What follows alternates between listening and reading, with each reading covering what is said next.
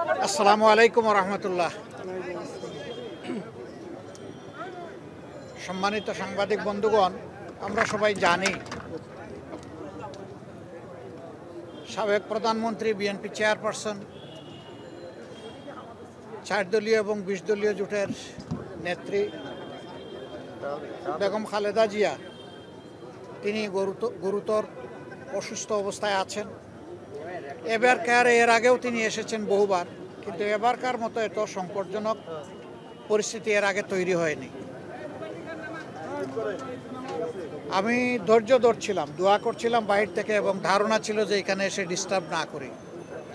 বিএনপির পক্ষ থেকেও সেই ধরনের একটা আহ্বান মহাসচিব জনাব মির্জা ফখরুল ইসলাম আলমগীর সাহেব জানিয়েছিলেন যে সবাই দোয়া করুন, এখানে এসে সবাই ভিড় করবেন না।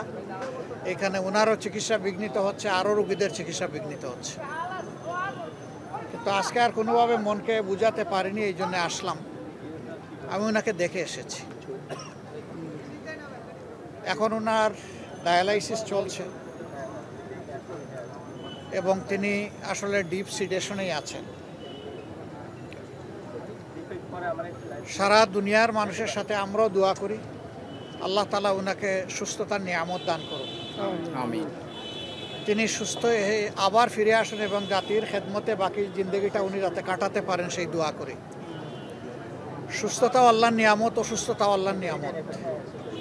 এই ক্ষেত্রে তার আপনজন যারা আছেন, বিশেষ করে তার পরিবারের সম্মানিত সদস্যবৃন্দ, তাদের জন্য এই পরিস্থিতিতে ধৈর্য ধারণ করা বড় কঠিন।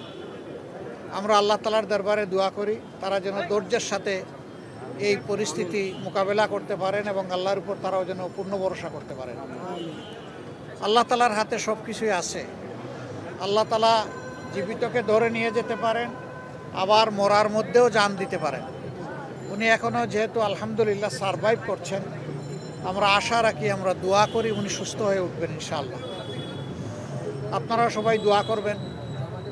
আর এখানে হসপিটালের যে ডিসিপ্লিন, এটার ক্ষেত্রে আমাদের কারোই ব্রেক করা উচিত না। আমি মাত্র 1.5 মিনিট সময় সেখানে দাঁড়িয়েছি। আমার কর্তব্য নিষ্ঠা আমাকে বলেছে যে তোমার সুযোগ থাকলেও দীর্ঘক্ষণ এখানে দাঁড়ানো উচিত নয়। আমি দু চোখে একটু দেখে আসতে পেরেছি, এটা আমার সান্ত্বনা। আবারও আল্লাহ তাআলার কাছে দোয়া করি আল্লাহ তার বান্দিকে ক্ষমা করুন, তার উপর রহম করুন এবং তাকে সুস্থতার নিয়ামত দান করুন। আমিন। আসসালামু আলাইকুম ওয়া রাহমাতুল্লাহ।